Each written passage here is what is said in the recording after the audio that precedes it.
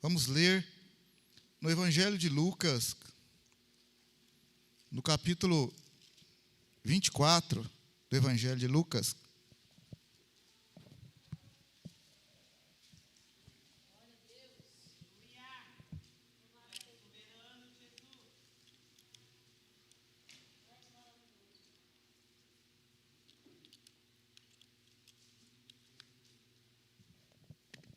Está na mão, sim? Olha o verso 36 em diante. Falavam ainda essas coisas quando Jesus se apresentou no meio deles e disse: paz seja convosco. Eles, espantados e atemorizados, pensavam que viam um espírito. Ele, porém, lhes disse: por que estáis perturbados? E por que sobem tais pensamentos aos vossos corações? Vede as minhas mãos e os meus pés, sou eu mesmo. Tocai em mim e vede, um espírito não tem carne nem ossos, como vedes que eu tenho. Dizendo isto, mostrou-lhes as mãos e os pés. E não acreditando eles ainda por causa da alegria, e estando admirados, perguntou-lhes Jesus: tendes aqui alguma coisa de comer? Eles lhe serviram um pedaço de peixe assado e um favo de mel. E ele comeu diante deles. Jesus lhes disse: são estas as palavras que vos falei, estando ainda convosco, que era necessário que se cumprisse tudo o que de mim estava escrito na lei de Moisés, nos profetas e nos salmos. Então lhes abriu o entendimento para compreenderem as Escrituras. E disse: eis o que está escrito, o Cristo morrerá e ao terceiro dia ressuscitará dos mortos. E em seu nome se pregará o arrependimento e a remissão dos pecados em todas as nações, começando por Jerusalém. Vós sois testemunhas destas coisas. Envio sobre vós a promessa de meu Pai, mas ficai na cidade, até que do alto sejais revestidos de poder. Então Jesus os levou para Betânia, e levantando as mãos, os abençoou. Abençoando-os, ele deixou-os e foi elevado ao céu. Então eles o adoraram e voltaram com grande júbilo para Jerusalém. Estavam sempre no templo, louvando e bendizendo a Deus. Que o Senhor nos abençoe, que o Espírito de Deus possa falar profundamente nos nossos corações. Saiamos daqui edificados, exortados e consolados, em nome de Jesus. Amém, glória a Deus, aleluia. Maravilha. Queridos, meus queridos irmãos, nós estamos estudando, olha bem, nós estamos estudando, mais uns 2 meses já ou mais, eu acho, sobre a grandeza de Cristo, amém, aleluia? E nós já lá atrás estamos mostrando que Cristo é o centro de tudo, onde tudo vai convergir. Nós mostramos no livro de Efésios, capítulo 1, que todas as coisas nos céus, na terra, debaixo da terra, tudo vai convergir em Cristo. Mostramos no Apocalipse que tudo que tem fôlego de vida nos céus, na terra, debaixo da terra, não só o que tem fôlego de vida, mas as coisas que neles há, vão dizer: digno é o Cordeiro. Aleluia! E vão adorar o Cordeiro. Então tudo vai apontar para Cristo, aponta para Cristo. Cristo é o centro, irmão. Cristo é o principal. Toda a honra e toda a glória é para Ele. Todo joelho vai se dobrar diante dEle. Não tem conversa, irmão. Então, nós estamos estudando isso já faz alguns meses aí, nas quarta-feiras. E aqui, quando eu li esse texto com vocês aqui, você observou que Jesus aqui, ele está depois da ressurreição. Os discípulos, antes de Jesus ser levado para a cruz, estavam firmes com Ele. Estavam firmes com Ele. E quando Jesus, no decorrer, antes de ir para a cruz, Jesus havia dito a eles várias vezes que Ele ia morrer e ia ressuscitar. Mas eles não entendiam. Eles não entendiam. Por isso que a gente precisa muito do Espírito Santo e ter o coração quebrantado para a gente entender muita coisa. Você vai ver hoje, né, talvez hoje, se você vier também na semana que vem, você vai falar assim: rapaz, como é que pode ter um negócio desse no livro do Salmo? Eu estava falando para o Ronaldo aqui. Ronaldo, porque hoje nós vamos falar um pouquinho do livro dos Salmos. E o tempo é muito curto, não dá nem tempo de falar direito. Então, por isso que eu estou falando que a gente vai acabar fazendo a segunda parte semana que vem. Eu falei para o Ronaldo, ele falou, Ronaldo, como é que você lê as coisas no Salmo? Você nunca vai imaginar que fala de Jesus. Você não tem noção. Você está lendo lá um Salmo, você fala assim, aqui está falando de Jesus, mas aonde? Rapaz, se o Espírito de Deus não abrir, não trouxer uma luz para nós, você não enxerga nada. Você não enxerga nada, não vê nada. Você lê ali como se fosse um livro de história, não entende alguma coisa, outras coisas não. Para você ver, antes de Jesus morrer na cruz, se você olhar em Lucas, capítulo 18 de Lucas, só não vou mostrar muita coisa, mas um versículo só ou dois, parece aqui, Lucas 18, no verso 31, olha para você ver, Lucas 18, verso 31. Volta um pouquinho aí que você vai ver uma coisa, ó. Lucas 18, 31. Tomando consigo os 12, Jesus disse, subamos a Jerusalém e se cumprirá no Filho do Homem tudo o que os profetas escreveram. Ele há de ser entregue aos gentios. Eles zombarão dele, o insultarão e cuspirão nele, baterão nele e depois o matarão. Ao terceiro dia ressuscitará.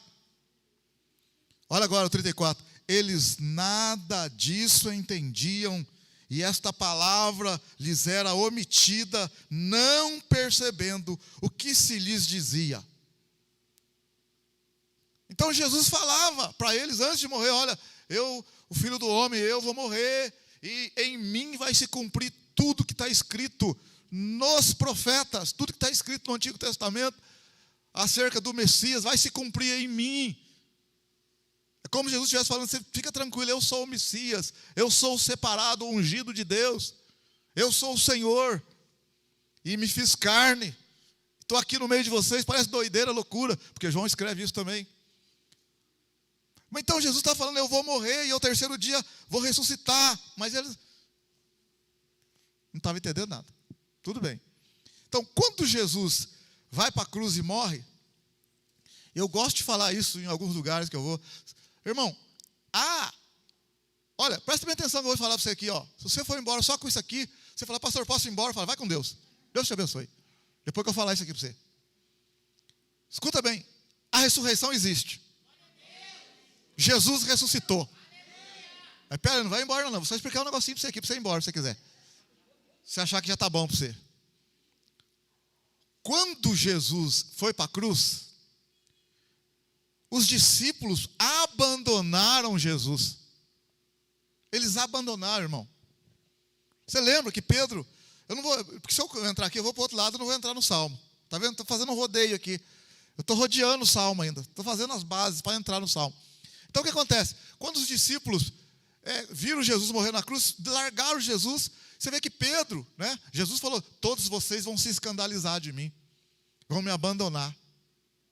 Ferirei o pastor, o livro do profeta Zacarias, ferirei o pastor e as ovelhas se dispersarão. O que aconteceu? Quando Jesus, então, antes dele morrer também, Pedro falou, não, Senhor, estou disposto a ir com o Senhor até a morte. O que Jesus falou para Pedro? O carudo lá, o entre aspas, o cara de leão, que colocava a cara lá para bater, que não tinha medo de nada, entre aspas. Na hora do pega para capar mesmo, o que aconteceu com Pedro? O que ele falou? Jesus falou, todos vão me abandonar. O que Pedro falou? Senhor, todo mundo pode te abandonar, mas eu não. Eu não vou abandonar o Senhor. Pode contar comigo. Aqui eu sou fera, eu vou lá. Vou com o Senhor até a morte. O que Jesus virou para ele e falou para ele? O que Jesus falou? Antes que o galo cante, 3 vezes você vai me negar. E nós sabemos que isso aconteceu. Pedro negou Jesus mesmo. Quando Pedro negou Jesus, Lucas narra, é interessante, eu falo para vocês, Lucas, ele escreveu, né, principalmente para os gregos, mostrando que Lucas escreveu principalmente para os gregos, mostrando que Jesus é o homem ideal, o homem perfeito, que ele é filho do homem, mas ele é filho de Deus, porque os gregos davam muita ênfase no homem. A filosofia grega tinha oratória, tinha curso de oratória, escola de oratória. Então o homem era exaltado na Grécia. Então Lucas escreve para os gregos e mostra que Jesus é o homem, é o Senhor, ideal, perfeito. quando chega aqui no capítulo 24, para você, no capítulo 24, aliás, volta um pouquinho, né? Quando o Pedro negou Jesus, aí no capítulo 22, quando Pedro negou Jesus, Jesus estava ali apanhando, talvez uns 30 metros de distância, e tal, um punhado de gente ali. Você conhece a situação quando Pedro negou Jesus. Quando Pedro negou Jesus, Lucas 22, 60, Pedro respondeu: homem, não sei o que dizes, quando alguém falou para ele que ele também era de Jesus, não era discípulo. E logo estando ele ainda a falar, o galo cantou.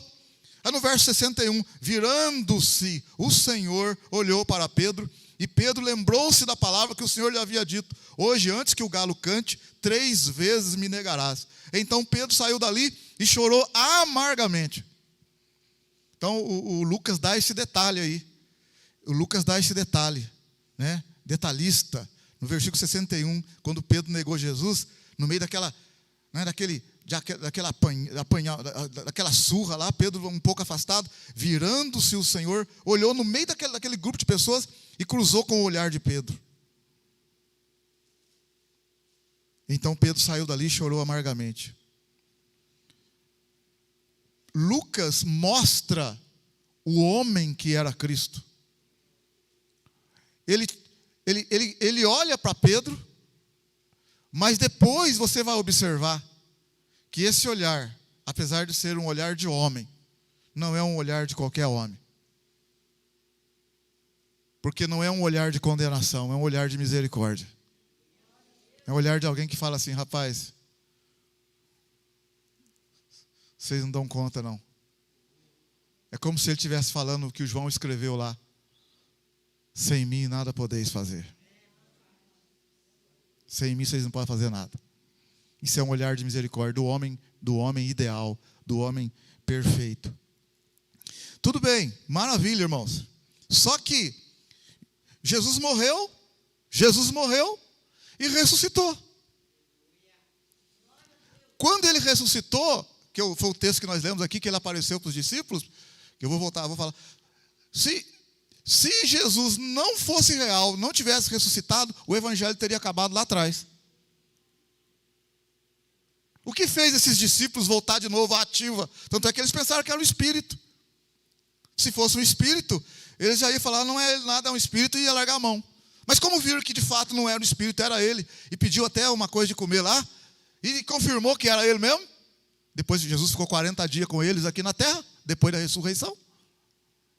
Então quando eles confirmaram que era Jesus mesmo, eles saíram a toda 1000 por hora pregando o evangelho. Aí de 12 foi para 120, depois para 3.000, para 5.000, e hoje chegou até os nossos dias aí. Amém, aleluia, glória a Deus. Então a ressurreição aconteceu, ocorreu, senão nós não estaríamos aqui. Os discípulos teriam abandonado Jesus lá atrás. Amém? Aí se você quiser ir embora agora, você fica à vontade. Encerrou sozinho. Isso aconteceu? Só um minutinho aqui, irmãos. Acontecem as coisas aí.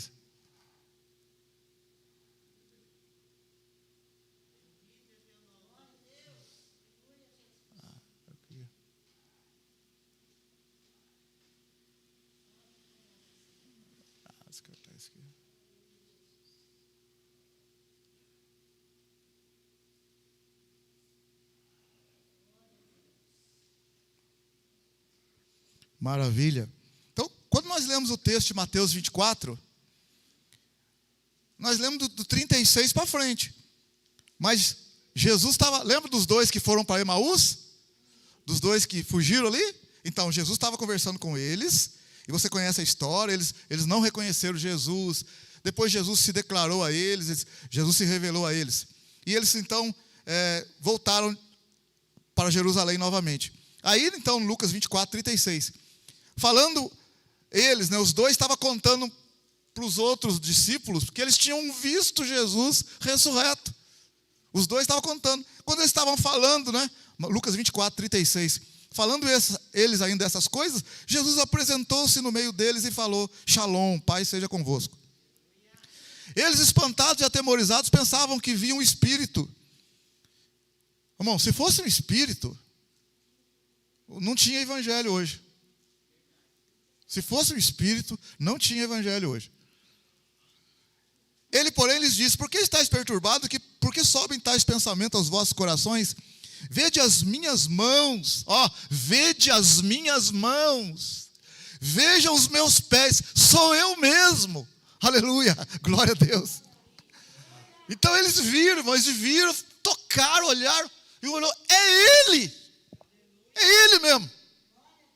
Porque se não fosse ele, meu irmão, nós não estaríamos aqui hoje, não teria evangelho, é ele.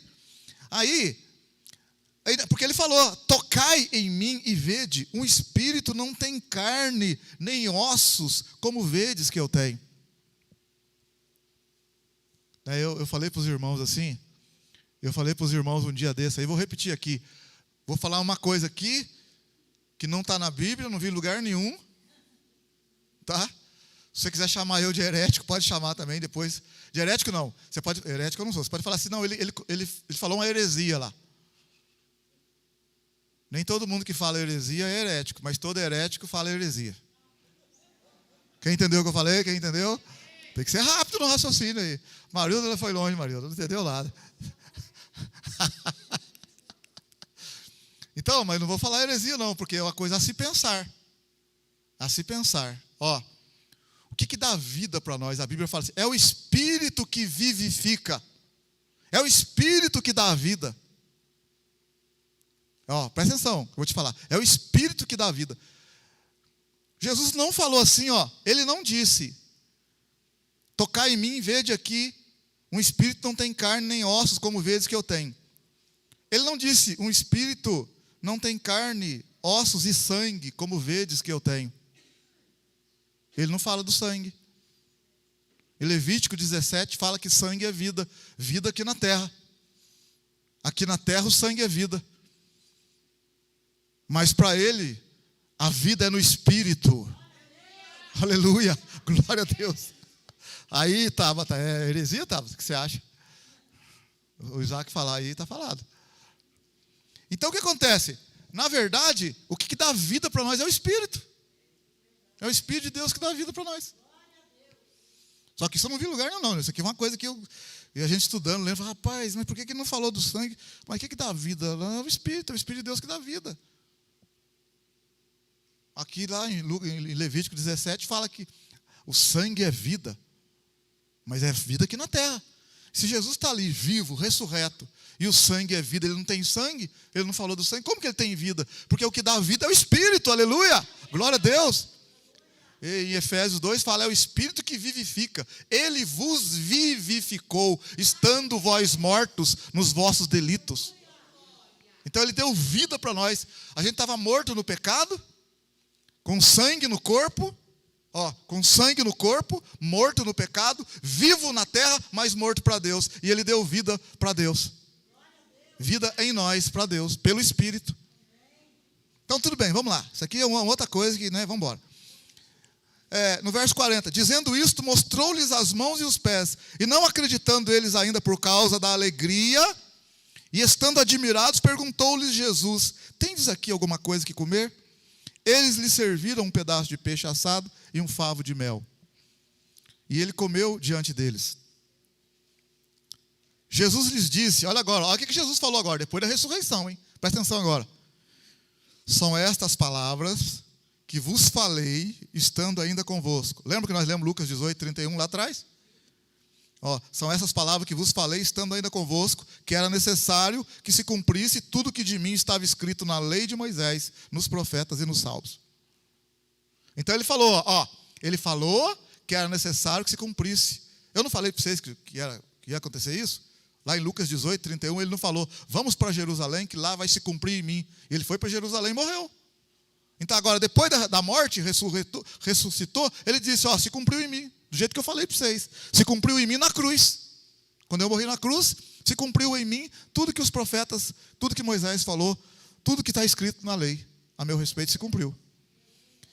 O verso 45. Então lhes abriu o entendimento para compreender as Escrituras.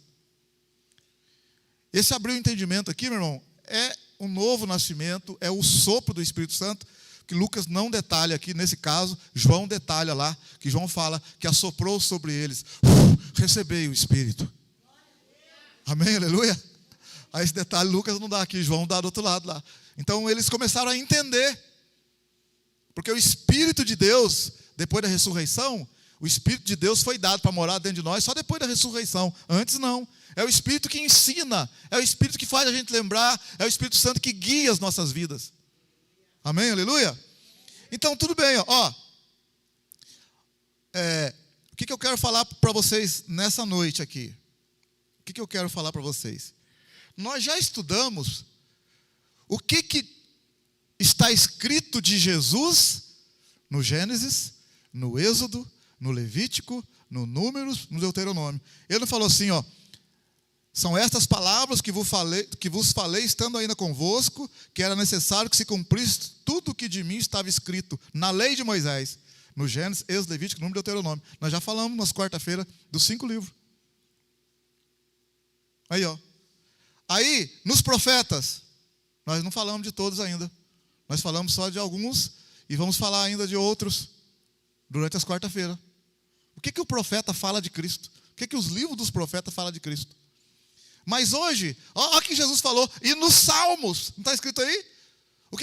O que de mim estava escrito na lei de Moisés, nos profetas e nos Salmos. Então, gente, se fosse para falar dos Salmos, são 150, a gente ia ficar aqui uns 2, 3 anos. Vou falar em duas quarta-feiras. Hoje, né, no caso, dar uma introdução aqui, semana que vem continua. Rapaz, nos Salmos, talvez hoje você vai, mas semana que vem você vai falar, rapaz, nossa, que coisa interessante. Eu estou falando para você, porque para mim foi interessante, eu fiquei assim, não é possível, né? Eu fui para lá, vim para cá, olhei, falei, Senhor, que coisa. Se o Espírito Santo não mostrar, nós não enxerga. Nós pode ler, reler, nunca vai ver um negócio desse.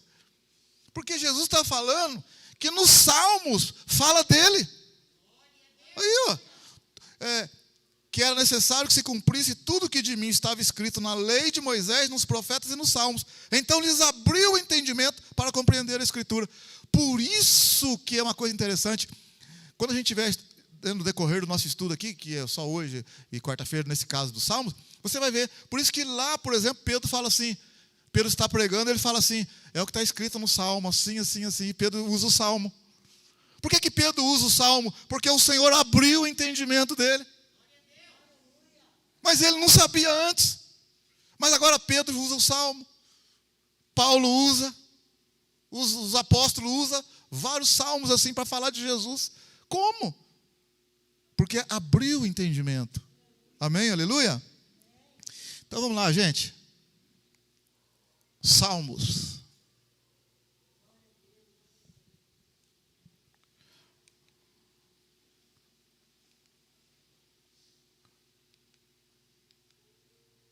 Títulos dos Salmos. Diferentes nomes são dados aos Salmos. Alguns têm a designação hebraica, shir, o grego ode, uma canção. Então, às vezes, você vai no Salmo assim, no Salmo seu tem uns negócios escritos esquisitos assim. Mizimote, Mismar, Mictã, shir. 13 tem esse título. 13 títulos, hein? 13 tem. Significa o fluxo da fala, por assim dizer, em uma linha reta, em uma tensão regular. Vamos com calma, não vão entendendo. 58 salmos tem a designação mitzmor. Uma canção, melodia, definida para uma música, uma canção sagrada, acompanhada de um instrumento musical. Então, quando está assim, por exemplo, o judeu sabia que o salmo era tipo uma melodia, uma canção. O Salmo 145 e muitos outros tem a designação Tehilá, significando um cântico de louvor, um cântico cujo pensamento proeminente é o louvor de Deus, o louvor a Deus. 6 salmos têm o título Mishtã, é uma lamentação. Salmo 7 e Abacuque tem até no Abacuque 3 tem o título Shigaion, girar, dar uma guinada, tipo de música agitada. Estava assim, de repente dá uma girada e a música fica agitada. Olha que coisa interessante. Igual a Maurílio estava cantando aqui, daqui a pouco agitou. O livro de Salmos é uma coletânea de cânticos presente na Bíblia hebraica e no Antigo Testamento da Bíblia cristã. O estudo bíblico de Salmo revela a variedade de características, temas, gêneros e autores que há no livro. Dessa forma, seus cânticos fornecem um modelo de adoração adequada a diversas situações. O Salmos, ele tem diversas situações que, na verdade, acontecem no nosso dia a dia, no nosso interior. Então, praticamente quase que tudo que acontece de sentimento na nossa vida está nos Salmos. São expressos no Salmo. O Salmo é como se fosse escrever coisas assim particulares, quando você está orando, ou algum acontecimento. E a Bíblia traz isso também sem medo, sem nada, colocando o autor, o escritor, a cara dele a tapa. Quando você faz aquelas orações assim, tipo assim, ó, ai Senhor, minha vida não vale nada, não sei o quê. Pois é, está no Salmo também. Eu não aguento mais. Então, diversas situações. O título Salmo significa cânticos. Salmo, cânticos. Esse título vem da Septuaginta. O que é Septuaginta mesmo? O que é Septuaginta? Antiga, primeira tradução da Bíblia hebraica para o grego, feita em 285 autorizada pelo rei Ptolomeu. A palavra salmo corresponde ao termo hebraico mismor, que ocorre com frequência no livro e expressa a ideia de um cântico vocal ou instrumental. No original hebraico é livro de louvores, terrilim. No original hebraico, livro de louvores. A autoria e data do livro. Olha que também interessante. O livro de Salmo é uma coletânea de vários textos poéticos escritos ao longo de vários séculos. Os salmos mais antigos são datados da época de Moisés. Tem o Salmo de Moisés lá, no meio dos Salmos. Então começa lá com Moisés. E os mais recentes foram escritos no período posterior ao cativeiro dos judeus na Babilônia. Então você imagina bem, 1440, 1450 antes de Cristo, na época de Moisés, 400 antes de Cristo, em torno de 1000 anos. E depois alguém ajuntou os salmos, né? E fez do jeito que está aí para nós aí. Durante esse espaço de tempo, de aproximadamente 1000 anos, os salmos foram sendo escritos e adicionados à coletânea, especialmente durante o período da monarquia de Israel, né? Na época dos reis de Israel, no caso Davi, Salomão, né? Principalmente Davi. Então aí que surgiram mais os salmos ainda, porque Davi era músico também. Originalmente o livro de Salmos é subdividido em 5 livros. Livro 1, Salmo 1 a 41, livro 2, livro 3, livro 4, livro 5. Olha, engraçado, por que ele é dividido em livros? Né, isso para os hebreus. O livro 1 vai do Salmo 1 ao 41. O livro 2, do Salmo 2 ao 42, ao 72. Livro 3, Salmo 73 ao 89. Livro 4, Salmo 90 ao 106. Livro 5, Salmo 107 ao 150. Por quê? Aguenta um minutinho que você vai descobrir já. Já que você vai descobrir, tá? Deu um pulinho aqui, daqui a pouco você vai descobrir por que está dividido em 5 livros. Vamos lá. Primeiro, os títulos presentes no livro de Salmos. Título do livro de Salmos, ó. Títulos que estão nos livros, que está no Salmo agora. Está em cima no Salmo lá. Título. As maiores evidências sobre quem escreveu o livro de Salmos é extraída dos títulos que acompanham os Salmos. Então você, que Salmo foi escrito por quem? Aí você olha no título. Tem vários títulos lá, o Salmo. Algumas pessoas pensam que esses títulos não fazem parte do texto original, porém eles aparecem como parte do texto no Antigo Testamento hebraico. Assim, os tais títulos foram colocados pelos próprios autores. Os títulos do Salmo foram colocados pelos próprios autores ou foram marcações utilizadas por uma tradição mais antiga. Então você vai ler um Salmo lá, tem um título em cima ou tem uma indicação lá. Pode ser que alguém, se não foi o autor, foi alguém mais antigo que colocou aquele escrito. No livro de Salmos, aí, ó, agora, existem 5 tipos básicos de salmo. Né? Título de auto. Ainda não estou falando da classificação em 5 livros, não. O livro 1, do Salmo 1 ao 41. Não entrei lá ainda não, tá? Já que você vai entender. Mas aqui, ó, o tipo básico de títulos. O tipo de títulos que tem no livro do Salmo, em cima do Salmo. Quais os títulos? Que tipo de títulos são esses? Tem 5, tem títulos de autoria.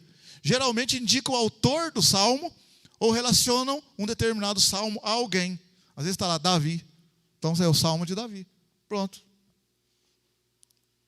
A dificuldade nesse tipo de título é que a preposição hebraica utilizada pode indicar o assunto do salmo. Às vezes fala sobre Davi, ou às vezes fala a Davi, ou por Davi. Então já são detalhes no hebraico que a gente não está estudando hebraico ainda. Já chega lá. Então tem esse tipo de título, né, que indica o autor. Tem o título histórico. Esses títulos fornecem alguns indícios da ocasião em que um determinado salmo foi escrito.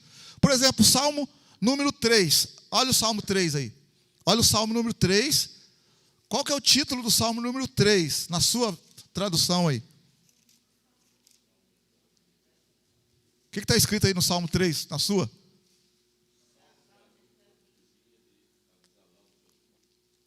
Exatamente, ó. O título aí, ó, ele falou o autor e falou a história, ó. É um título histórico, ele fala o que é o fato. Esse salmo, quando fugia de seu filho Absalão. Então, quando você vai ler o salmo, o bom antes de ler um salmo desse, é você voltar na história lá atrás, ler no livro de Reis a história. Por que Davi fugia de Absalão? Então, se você estiver lendo a história, Davi fugindo de Absalão, e depois você fala, então, aí você lê o salmo, você fala, você não vai saber exatamente o momento ali, assim, porque foi dias, né, foi meses, assim, mas você vai entender a história e vai encaixar o salmo, né? Olha aqui, por exemplo, ele fala, Senhor, como se tem multiplicado os meus adversários? São muitos que se levantam contra mim. Porque todo mundo se levantou contra ele, o próprio filho. Aí ele fala, muitos dizem de mim, não há salvação para ele em Deus. Esse cara está perdido. Tem saída mais para ele. Mas ele, olha bem, durante aquela tribulação que ele está passando com Absalão, fugiu de Jerusalém, largou do palácio, largou tudo, foi uma choradeira. Mas ele, olha bem, durante essa situação toda, ele fala no verso 3, mas tu, Senhor, és o meu escudo, a minha glória e o que exalta a minha cabeça. E ele, não saiu de casa, não vivendo na montanha, fugido. E o homem está aos pés do Senhor. Com a minha voz clamo ao Senhor, e Ele me responde do seu santo monte. Está vendo esse selado lá? Está escrito selado, não está? Está vendo aí esse selar aí? Provavelmente significa para você dar uma paradinha, meditar. Você parar um pouquinho e pensar sobre o que você acabou de ler. Sobre o que você acabou de ler. Eu me deito e durmo, acordo, porque o Senhor me sustenta. Olha o cara fugindo fora de casa, sem família, apavorado, entre aspas, e ele fala, eu deito no meio do mato aqui, durmo porque o Senhor me sustenta. Não terei medo de 10 milhares de pessoas que se puserem contra mim ao meu redor. Levanta-te, ó Senhor, salva-me, ó meu Deus, fere no queixo a todos os meus inimigos, quebra o dente dos ímpios. A salvação vem do Senhor, sobre o teu povo seja a tua bênção. Então você vê, isso aqui, o cronista registrou lá. Sabe naquele momento que você está assim, você perdeu o emprego, ou aconteceu alguma coisa, você fala, oh meu Deus, que coisa, todo mundo se levanta contra mim, até isso aconteceu, Senhor, tem misericórdia, faz alguma coisa, não aguento mais, mas tu, Senhor, é o meu refúgio, eu não vou recuar. Alguém do lado escreveu. Tudo que você acabou de falar, na sua intimidade. Amém, aleluia, glória a Deus. Então isso aqui é o Salmo, é assim que é, né, a composição do Salmo. Então esse é um título histórico. Aí nós temos, por exemplo, títulos de gênero literário. Em alguns casos podem indicar as características de um determinado salmo, como, por exemplo, cântico de louvor, lamento, cântico de confiança e outros. Então tem também, né, cântico de confiança, né, que é salmo de confiança, salmo de louvor. que é o gênero literário. Aí tem muitos também. Títulos musicais, são notações musicais que contribuíram de alguma forma na execução de tais salmos. Aqui podemos até incluir a palavra selá, que ocorre em vários salmos. Em alguns casos, os títulos que indicam o gênero literário dos salmos também são essencialmente notações musicais. É o tipo de música que é o salmo, entendeu? Se é um agitado, se não é, se é uma oração, se é uma lamentação, se é um louvor. Títulos de instruções para uso no culto. São títulos que indicam como um determinado salmo deveria ser usado no culto formal. Como exemplo, se você olhar o Salmo 120, dá uma olhadinha lá no Salmo 120. No Salmo 120. Olha o Salmo 120, 121, 122, 123, 124. Olha para você ver. Até o 134. O que está escrito no título deles aí? O que está escrito no título? Salmos 124. O que está escrito no título, irmão? Espera, vamos de cada vez. Vai, fala, Marilda.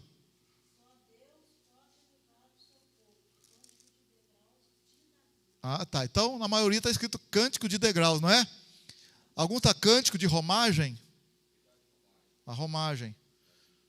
Aí, o que é romagem? Quem já fez romaria aí?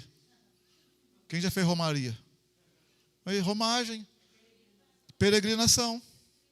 Tá? Cântico de peregrinação.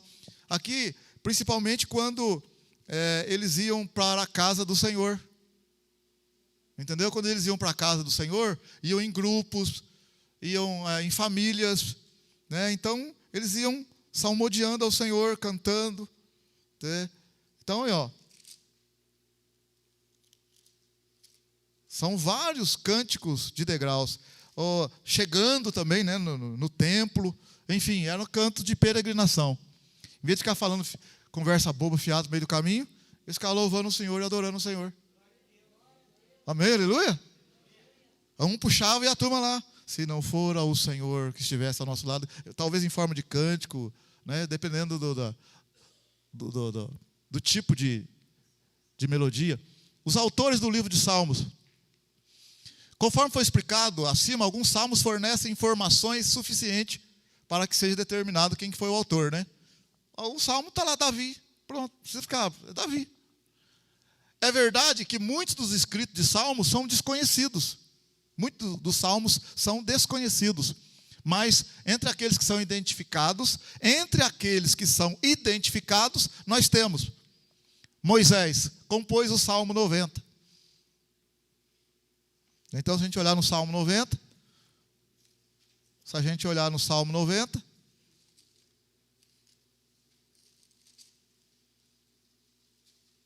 olha lá, o título lá está bem claro lá.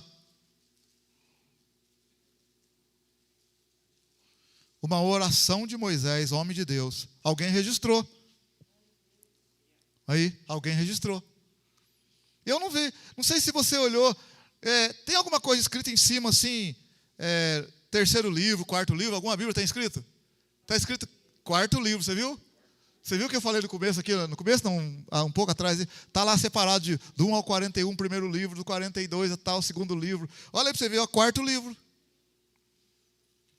Já que acho que vai dar tempo de chegar nele lá. Olha o que dá, no caso aqui, Moisés, né? Olha o salmo que Moisés, na época dele, ele compôs.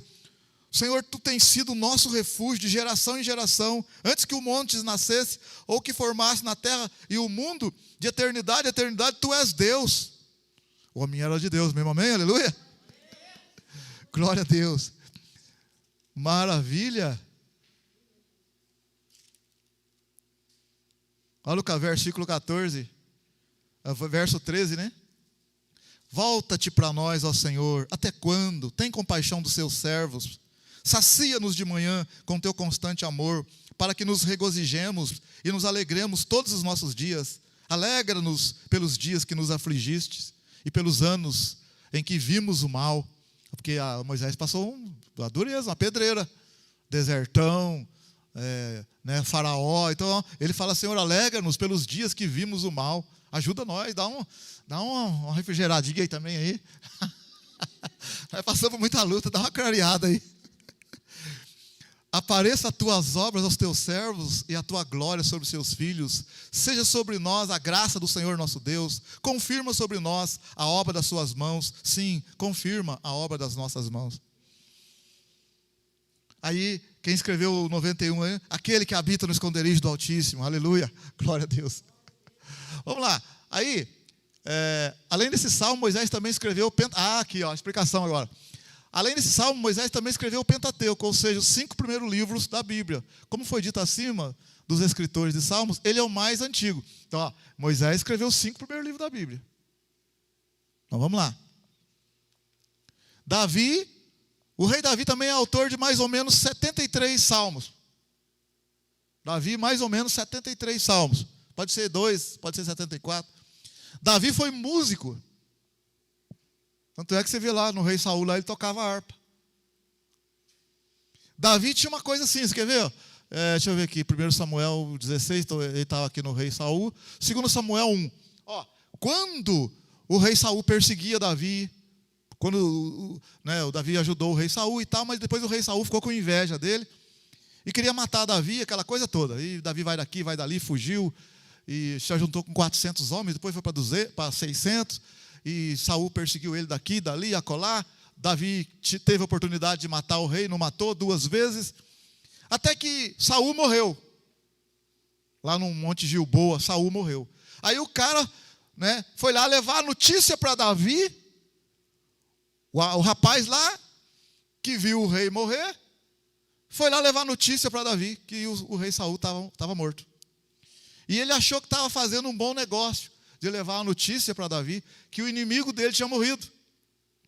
Porque Davi, irmão, para um pouquinho e pensa, Davi teve que tirar a família dele de Israel, os irmãos, teve que mudar, teve que fugir de um lado e ir para o meio dos filisteus, viver em caverna durante muito tempo.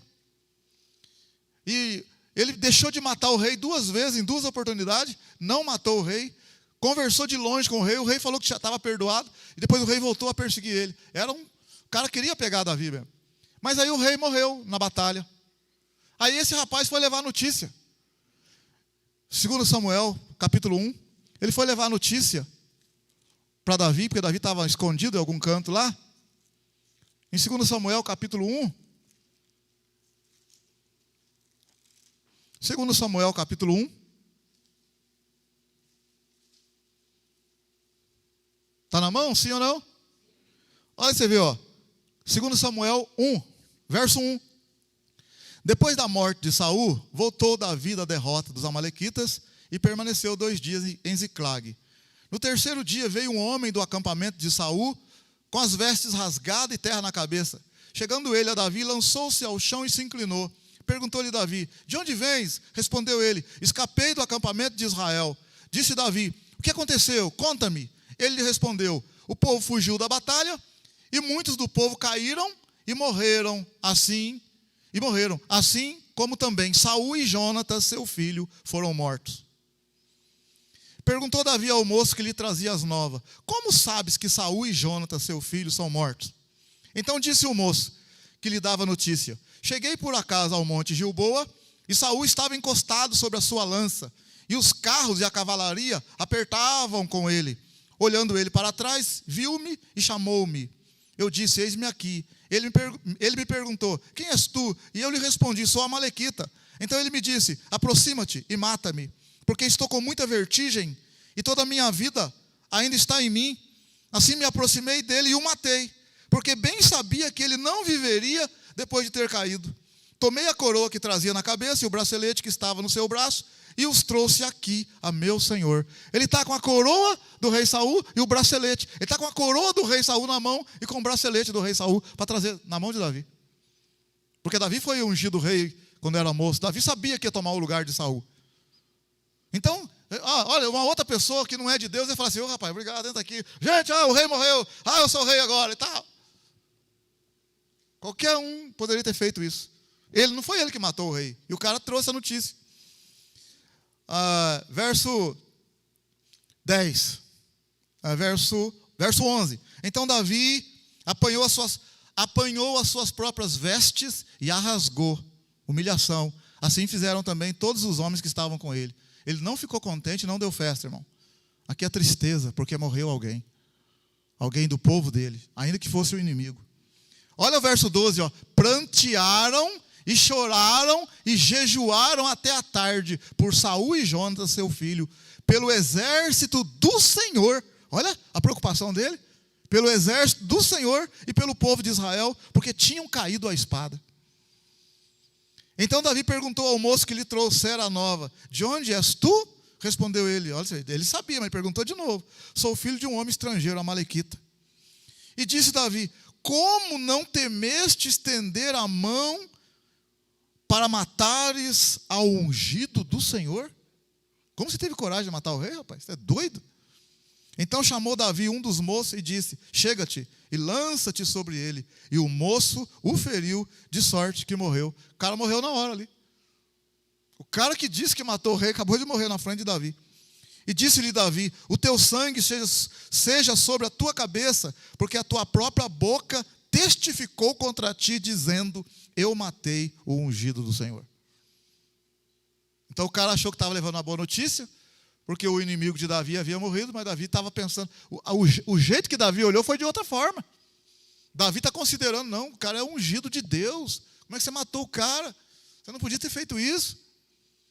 E o povo de Deus lá, não, olha por isso que quando a gente fala que Davi tinha um coração segundo o coração de Deus, quem de nós fazia um negócio desse, depois de anos, fugido, o cara perseguindo, você fez tudo para o cara, você fala assim: esse cara vai ver, esse cara me paga. Morreu? Que maravilha, acabou agora. Gente, vamos voltar. Olha o coração de Davi. Um coração assim, né? Aí, então, a questão do salmo que eu queria falar para você é o seguinte, ó. Olha o verso 17, ó.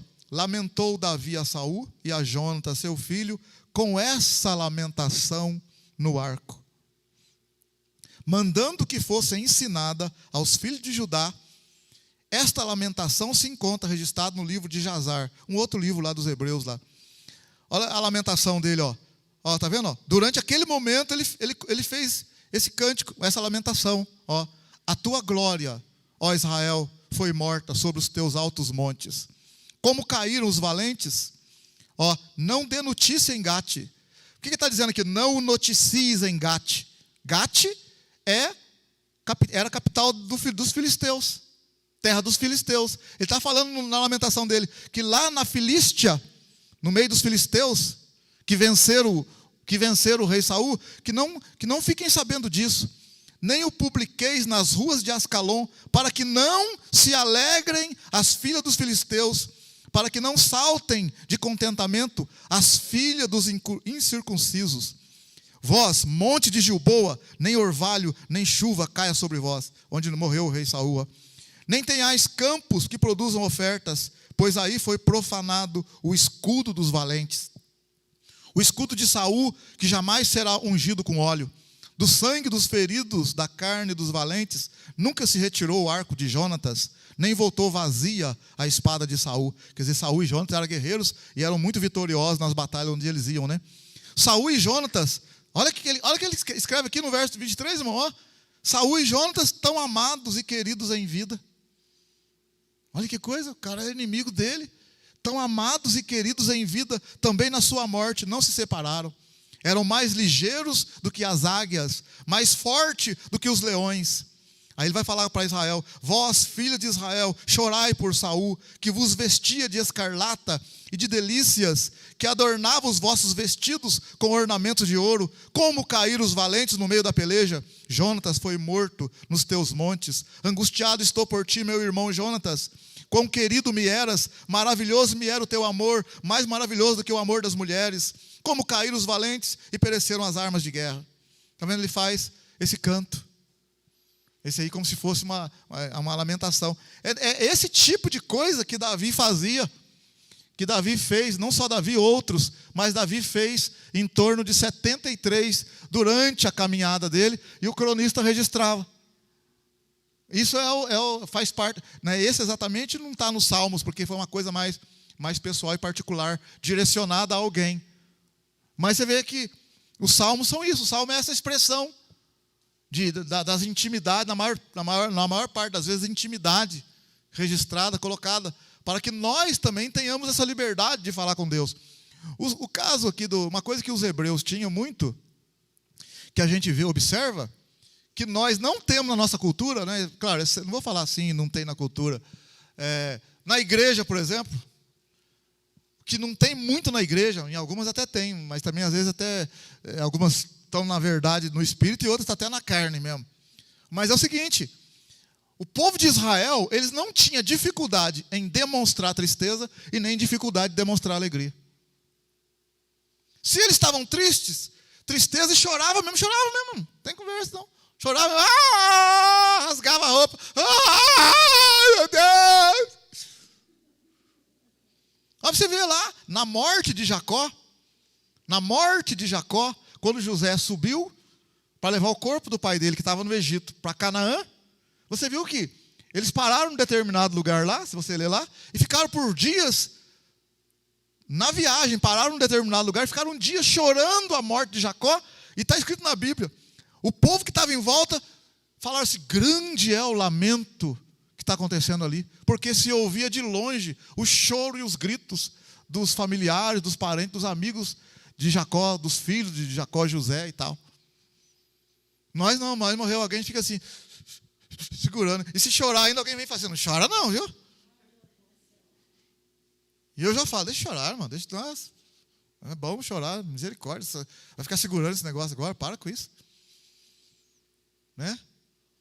Então, você vê, eles tinham o tempo de luto. É uma coisa que a gente, né, nossa cultura não tem muito. Eles tiravam um tempo de luto. Até um tempo atrás, até na nossa cultura tinha assim, a mulher vestia de preto estava de luto um tempo. Por quê? Porque é importante ter o tempo de luto, de tristeza mesmo, de desabafar mesmo, de chorar mesmo e tal. Porque você sabe, não, tantos dias e tal, chegou ali também, você acabou. Bom, vamos encarar a vida, vamos embora. Aí pronto, já passou. Você já entregou, já chorou, já lamentou, já fez tudo que tinha que fazer. Agora não tem o luto direito, fica a vida inteira carregando aquele negócio. Passa 2 anos, mas morreu lá, não sei, fica pingando aquele lamento, aquele choro durante a vida inteira, aquela tristeza carregando. Se tem um tempo de luto para extravasar, já extravasa, pronto, levanta a cabeça e toca o barco.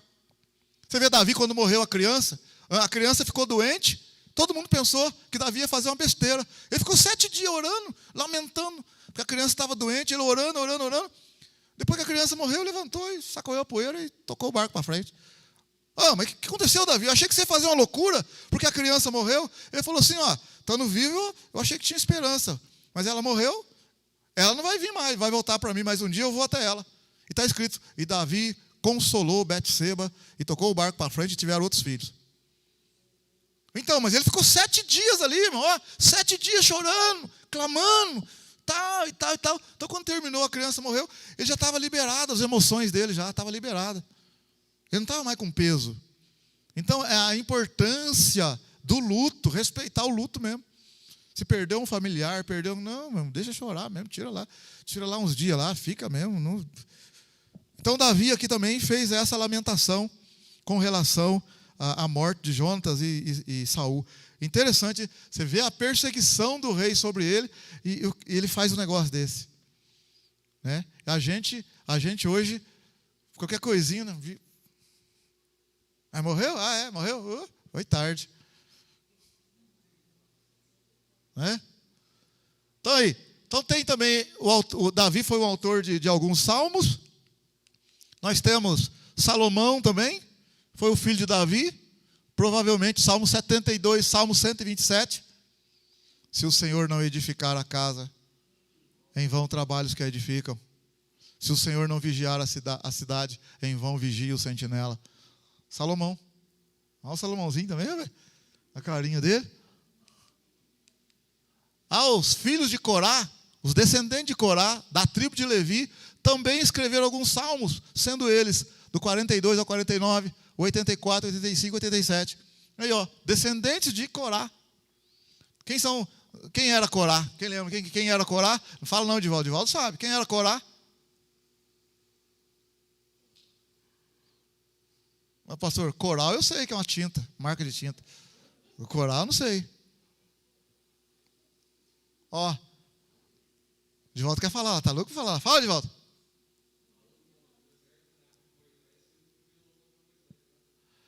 Eles eram descendentes dos levitas. Quando Deus pediu para que Moisés separasse os levitas para trabalhar no tabernáculo, foi separada a tribo dos Meraritas, Coatitas,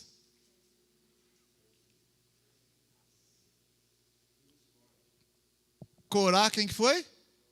Corá, Datã e Abirão.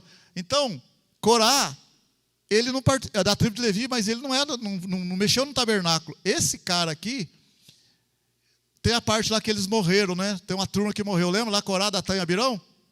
Mas a família dele, né, os descendentes dele não morreram não.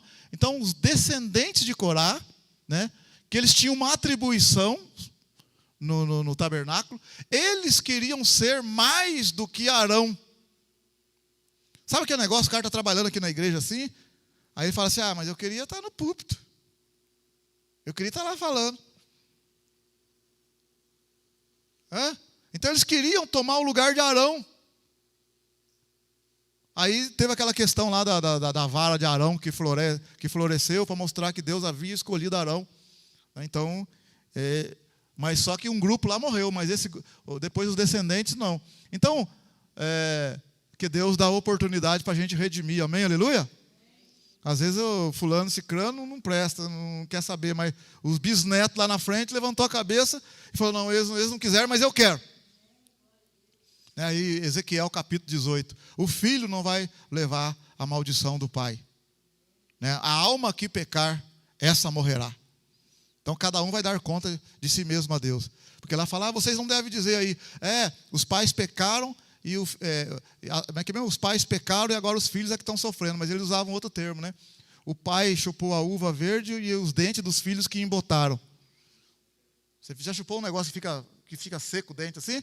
Então usava esse provérbio, Ezequiel 18. Aí o Senhor falou, não vai ter mais isso não. Cada um vai dar conta de si mesmo. Então, se o pai é ruim, mas tem um filho bom, a crueldade, as consequências, a maldição do pai não vai passar para o filho não. Por quê? Porque o filho fez o que era reto diante do Senhor. Mas se o pai é bom e o filho é ruim, a justiça do pai também não passa para o filho não. O filho vai dar conta do mal que ele fez. Então Deus é justo. Então tem os de Corá, tem os Ezraíta, descendentes de Zerá, da tribo de Judá, Etã e Emã, os quais a Bíblia diz que eram muito sábios. Olha aí, esses dois homens aqui eram muito sábios. Olha, eram muito sábios. Mas sabe o que fala em 1 Reis lá, 4:31? Que Salomão era mais sábio do que os dois. Aliás, não tinha homem mais sábio do que Salomão. Era mais sábio do que esses dois homens aí. A composição do Salmo 88 foi atribuída a Emã e o Salmo 89 a Etã. Levita, Asaf, é o Asaf, Salmo 50, 73 a 83. Foi um grande líder da adoração no culto no tempo de Davi. O Asaf, lembra que eu falei domingo aqui? Asaf, ele falou, meus pés quase se desviaram quando comecei a olhar a prosperidade do ímpio. O cara era líder de adoração no culto. E ele, por um momento, quase ele se desviou. Mas aí, por que ele não se desviou? Se você olhar, né, eu falei no domingo, mas eu não completei, porque a nossa... Por que ele não se desviou mesmo? Olha aqui por que ele não se desviou. Por que ele não se desviou? Ele viu que o ímpio parece que estava mais bem do que ele, dava tudo certo, e o crente estava sofrendo demais, estava tudo errado na vida do crente. Ele falou que ele quase desviou, ele teve inveja deles.